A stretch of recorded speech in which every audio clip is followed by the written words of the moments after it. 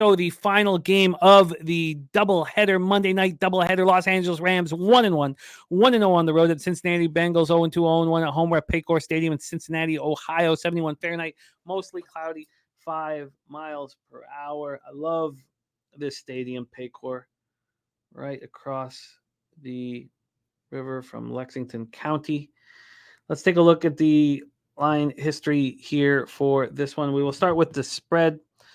This is sitting with Cincinnati as 1.5 point favorites, which is what they opened at this morning at 9:24 a.m. 1.5 point favorites. From a total side of things, we are sitting at 43. 43 juice to the over. This opened up right there. There has been 9 cents of movement towards the over since it opened up. All right. So, and Skydragon, I was curious to see what Skydragon thought about the Eagles spot because I know he's an Eagles backer. And he says, I was waiting. I looked to see if there was a comment from you, but he says all the Eagles have done is win and cover, yet you all concerned for no reason. Well, they pushed that last one, but I can understand you liking a spot where your team has not played well and is sitting 2-0. I get it. Let's talk about this one though. Let's go over to the cash flow for our Monday nighter. We have 33% of the tickets and 85% of the cash on the under. And then we have 73% of the tickets and 77% cash on the Rams. There is Rod Zawacki says Eagles 10 straight road wins as favorites. So here we go. Rams have looked much better than anyone expected to start the year. They come in off a 30-23 loss to the 49ers at SoFi. Stafford once again is getting the absolute most out of this offense. They outgained the Niners 386 to 365. 7 more first downs than the Niners. We're 7 of 14 on third down. He finished 34 for 55, 307 yards, 1 touchdown, 2 interceptions. Puka Nacua, another monster game. His 5th-round pick out of BYU. 15 catches for 147 yards. Broke the NFL single-game record for receptions by a rookie. Set a new overall league mark with 25 catches in his first 2 games of his career. He has 300 – well, the Rams racked up 386 total yards. Puka Nacua's got to be, what, at 275, I want to say. I forget exactly what he got in that first game. Tutu Atwell had another big game, caught 7 passes for 77 yards. Cam Akers was healthy and active, and we expect that he played his last game as a Ram. In his place, Kyron Williams looked good, ran 14 times for 52 yards, touchdown, caught 6 passes, 48 yards, and a touchdown. The 49ers paid attention to Aaron Donald, and it paid off. He had 1 quarterback hit and no tackles. Byron Young had the team's lone sack, and the only 2 hits on Purdy. Joseph Noteboom injured his shoulder in the second half, and he's been wearing a brace on his shoulder. It sounds like he's going to be able to play through it. Skydragon says he bet Cincinnati in the under if Burrow doesn't play. Injured quarterback team rallies theory, and if he does play, well, this line shoots back up. I agree, and I would like him to not play, and I'd like to get a better line on the Bengals, and I would bet that.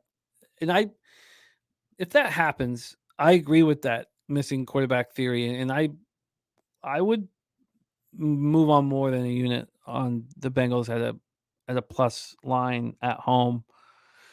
But let's talk about it. Just like last season, the Bengals have opened up 0-2. Unlike last season, Burrow has aggravated a calf injury that looks to be lingering. Bengals coming off a 27-24 home loss to the Ravens. They were outgained 415 to 282. They were just 2 of 4 in the red zone, and one was a game-changing pick. Burrow, 27-41 for 222 yards, 2 touchdowns to the pick. T. Higgins led receivers with 8 catches for 89 yards, 2 touchdowns. Tyler Boyd caught 6 for 52, and Jamar Chase caught 5 passes for 36 yards, just 36 yards. Mixon ran 13 times for 59 yards, caught 4 for 36.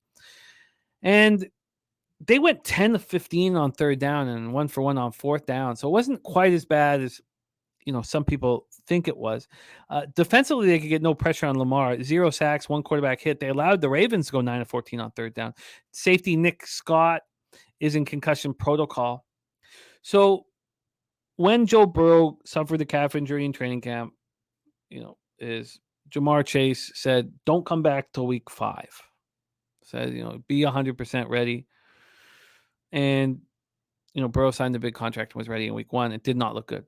He's 0 for 12 on throws of 15 or more air yards this season. So he's only had, in his career, 42 career starts, he's only had 1 game without a completion of 15 or more air yards. So he's done it in 2 straight now. Last 2 years, he led the NFL with 27 passing touchdowns of 15 or more air yards. And now the question is, they're 0-2, but do they allow him to rest up? And it's Jake Browning. Now, there's quarterbacks out there that they can get, but in the system right now, it's Jake Browning, who has one career NFL pass, and Will Grier, from West Virginia. I imagine it'd be, Jake Browning, and I think we'd get a great number, and I don't know what the hell's going to happen, and it's hard to find real angles or game script or scorecast when we don't know who will be at quarterback. Take it away, Troy. Is there anything that interests you at this point, 6 days before kickoff? Yeah, I'm not sure what to do with this game at this point, but the Bengals have been the most surprising development of the season to me. I mean, a lot of it might have to do with Joe Burrow and his injury, but how about the rest of the team? The offensive line was supposed to be much better than last year, but they're still average 25th between pass block and run block. Obviously, Joe Burrow's struggling because of it, but how about the wide receiver group? The lowest wide receiver grade in the NFL through 2 weeks, which makes no fucking sense at all with the talent that they have over there. I mean, we all know who's lining up at X and Z for those guys. So on defense, they've been piss poor. Their run defense, surprisingly to me, is graded out as 16th in the NFL. Pass rush 29th, and they're only pressuring quarterbacks on 12% of their dropbacks, which went significantly down this week.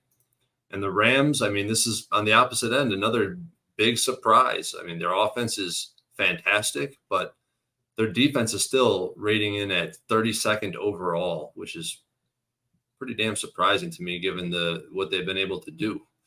So maybe it's just a matter of time before the bottom falls out on that Rams defense. I think that is going to turn out to be true. And I don't know how to handle this Bengals team with the question marks around Joe Burrow. So this line moved too much. It'd be Bengals or nothing. Well, I, like others, hope that Burrow does not play. Browning comes in, this becomes a home dog, and the team rallies around him. And that's my plan. So I'm going to sit and wait. Birdie says, normally I say bet the team that loses their quarterback, but I think I'm hesitant here, and no one says bet this angle more than me. Yeah, but I get why you're hesitant. I think this turns into the perfect gambling situation if that happens, and I'm going to open up if it does. I'm going to hammer it, and we'll be live for it with a bottle of Kraken, screaming and yelling. So that's the situation. And I kind of agree with Birdie from that standpoint. This situation does kind of hold me back a little bit, but the Rams, they're going to come back down to earth on the defensive side of things. They just can't maintain this defensive output with how they're performing. Somewhat lucky. This game could be a lot of fun. The Kraken will help. Smoke and Mirrors said, did someone say Kraken? You're damn right we did, Smoke. That is our show for today. Thank you guys so much.